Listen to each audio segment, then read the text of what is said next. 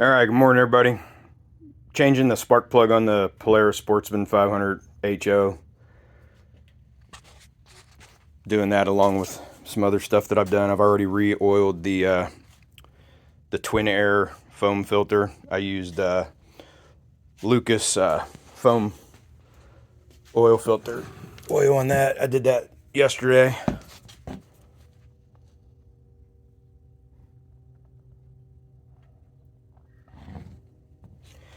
I don't remember what I did when I did it last time, but it was a few years ago. I know it doesn't get as much care and love as it should, but that's one thing I love about this Polaris. Man, I'm telling you, it's like the Energizer Bunny.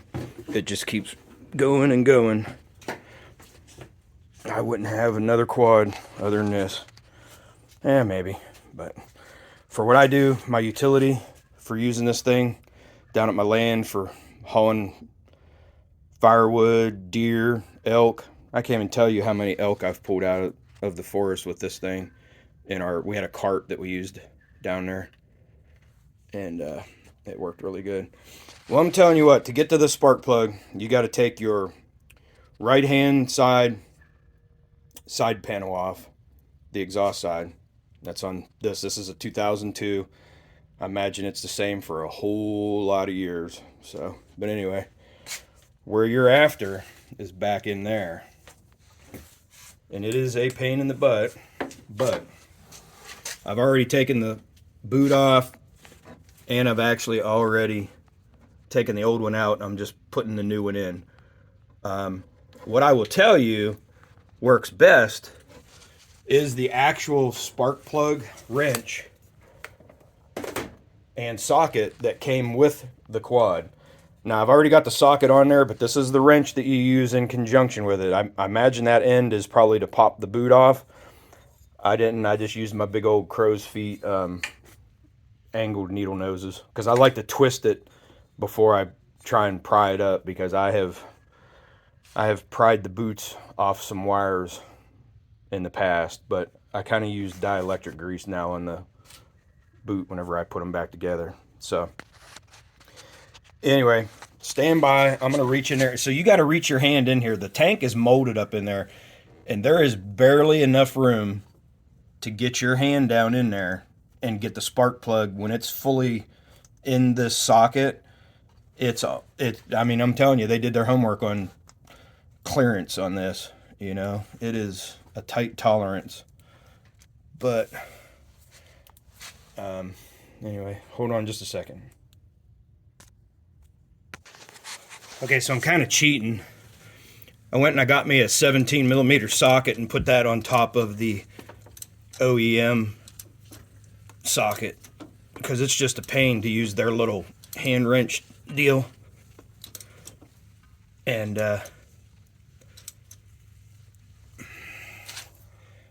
anyway, I know people are probably going to yell at me for not correcting the torque on it and everything, but you know what? That feels about right to me. Don't want to over torque it, that's for sure. And there ain't no way in hell you can get no damn torque wrench in there. So, hold on. Like I said, I'm going to put a little bit of Permatex dielectric grease in that boot. That way it's easier to get on and off next time I do this.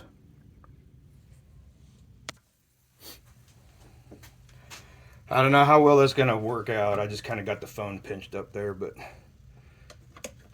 anyway, I'm just going to do this. So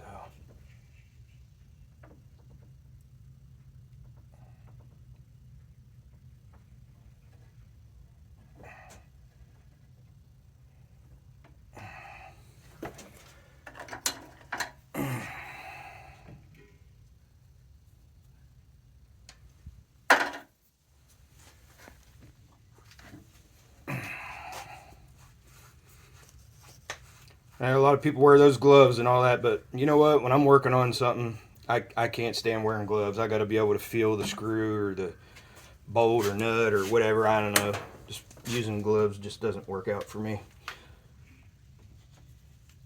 I have Gojo and citrus cleaner, so you know what? When I'm done, I just wash my hands. So it is what it is. But this has got to be number 2 on my list for being a pain in the ass to do. Alright, there it is. I can feel it going down. There it is. It's seated all the way into the block. That's it. That's it. Let me grab it. There it is. It's all back in. That red boot is what you're after when you get down in there. I do have to go get a battery, so I'm not going to be able to crank her up right yet. But my battery is shot. I had it on my charger, and I did my battery load tester on it. It is shot. But I didn't even get 3 years out of this battery. But like I said before in the other video, it just sets down at the cabin and doesn't get used a lot. And I know that's a cardinal sin. But anyway, that's the old batteries. Just a Walmart $44 battery. But I put it in the quad 420 of 21. So that's your timeline on how long it lasted. But I don't know. I might switch to an AGM. I switched to AGMs in my boat last year, so I upgraded it. And I don't know. I think they're a little bit more durable for shock and everything. So I think I'm just gonna spend a little bit more money and get an AGM. But anywho, I did find my paperwork on these tires that I bought 10 years ago, and they're Spartacus, and they are 8 plies, and I paid almost $400 for 4 of them. So they are by, what was it, GBC. Yeah, it says not for highway use. I mean, you get these tires like this and you run them on the road, you're just killing them. You're just killing them. But Spartacus. They're 25-10 by 12s on the back. And I think they're 8s on the front.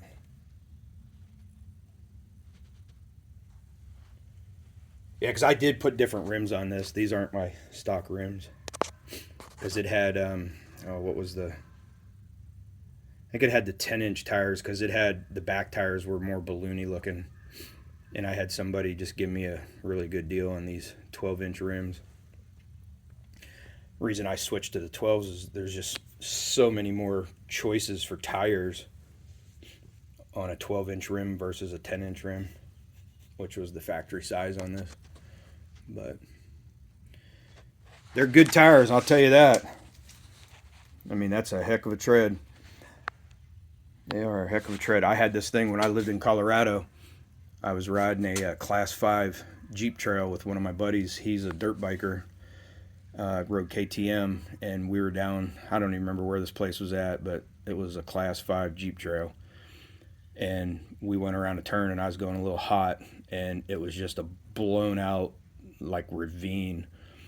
And yeah, unfortunately, me and the quad kind of had a little entanglement and kind of ended up on our side.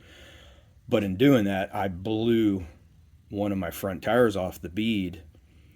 And these tires, because they're 8 plies, they're so stiff, I actually was just able to run it and drive home because we had no way to put the tire back on the bead. I mean, this was one of those times where I usually have everything I need, and I did not.